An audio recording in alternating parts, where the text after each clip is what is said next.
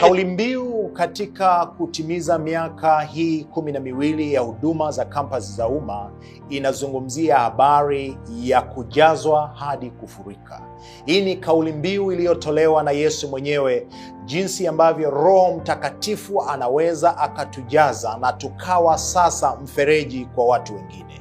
Maneno ya Yesu katika Yohana sura ya 7 fungu la 38 yanatuonyesha umuhimu wa kauli mbiu hii na namna inavyoweza kufanya kazi. Anasema, yeye aniaminie mimi, kama vile maandiko yalivyonena, mito ya maji yaliyo hai itatoka ndani yake. Mstari huu unatuonyesha jinsi ambavyo tunaweza tukawa mbaraka tukishirikiana na wanafunzi na watendakazi katika kampasi za umma, lakini pia na washiriki wote kwa ujumla, kuweza kuwa bomba la mbaraka ambalo linafikisha habari njema kwa watu wengine.